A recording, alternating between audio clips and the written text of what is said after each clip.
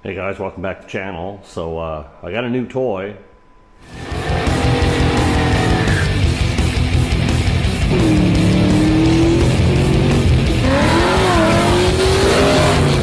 Okay guys, if you couldn't tell by the box, these are a set of QuickJacks.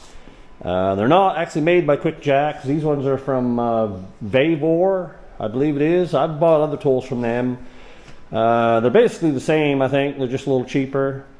Anyway, I'm going to go through I'm not going to do a full video on the setup. I'll just show some of the more important things.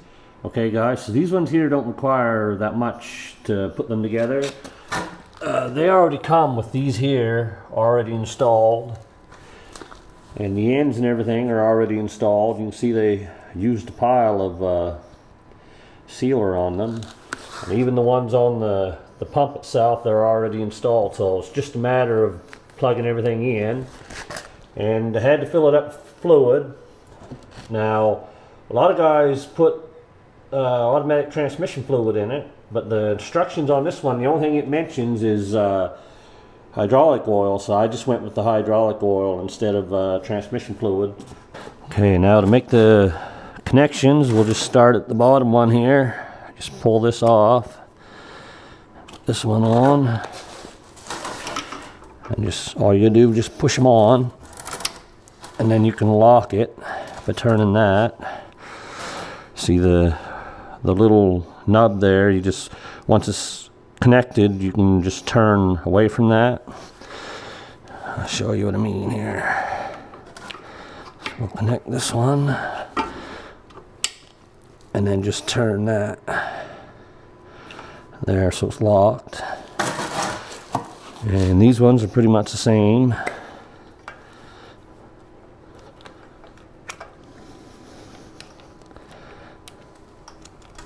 Connect. And just turn. See, there's the, I don't know if I can get in here. There's a little knob, you just turn.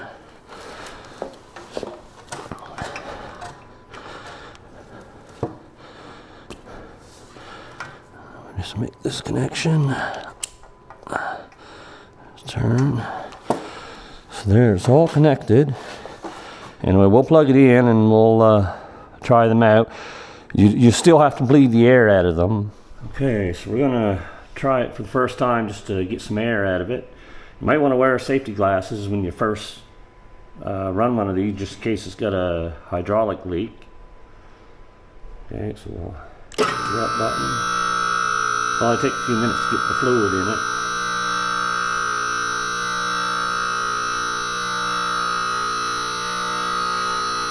There we go. Now they say they'd be jerky because of the air, plus there's no weight on them.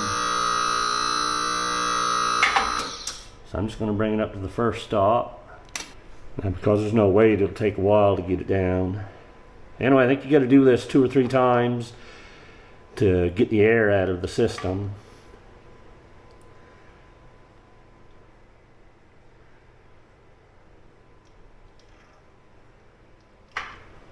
So I guess now would be a good time to check for any leaks.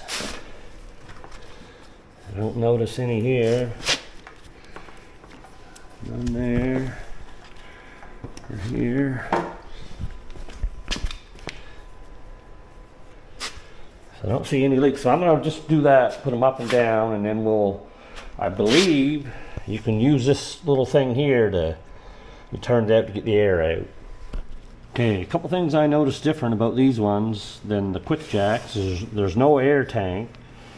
I don't know if that affects how fast it was down, or I'm not sure what that's for.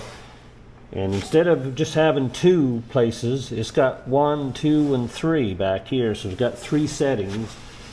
One's fairly low. Anyway, I got it all bled. They're both going up and down about the same speed. So now we gotta get them under the car and hope we don't drop it.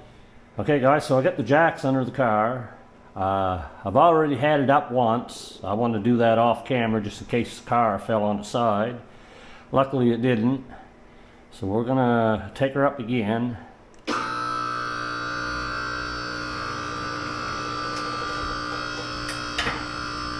I gotta tell you, it's a little scary doing this, but I think they're under there pretty good. Okay, so that's the first setting right there. And now we'll go up to, I'm going to run around and check the other side, make sure it's on that setting too. They seem to be going up and down evenly now, but I just want to check to make sure.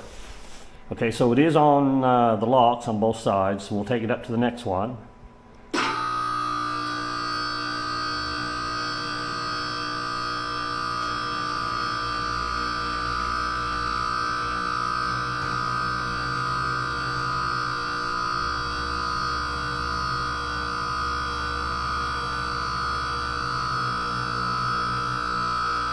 Coming on that lock. Okay, and then I can drop it down on that lock. I see both sides are on the locks. Really, that's probably plenty high for me. But it does have one more. I'm a little scared to go up, really, to be honest with you. Anyway, I'll show you where I put the pads.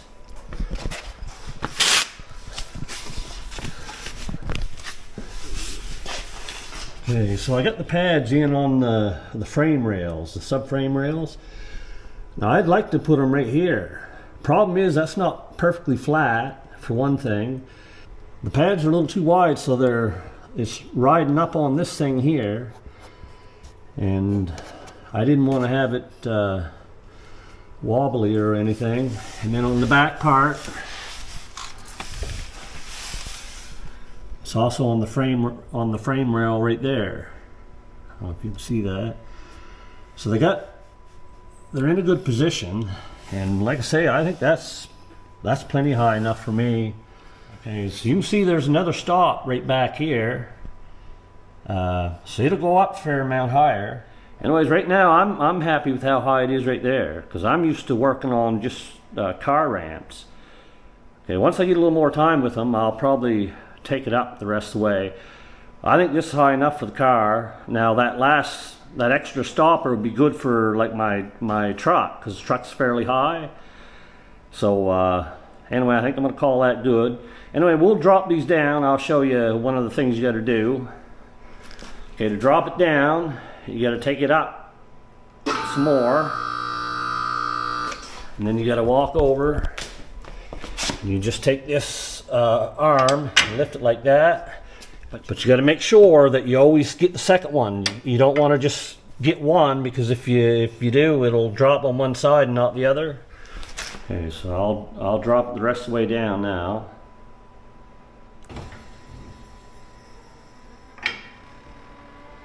It seems to be dropping nice and even. And you got to watch them lines that you don't drop the car on them. I don't think it would hurt them to drive over them, but I'd rather not. But anyway, so far I'm happy with it. Like I said, I'd like to have it out further, because it's eating up some of my room there right now, but I'd rather have it on them pads nice and solid as opposed to not. But anyway guys, thanks for watching, and we'll catch you in the next one.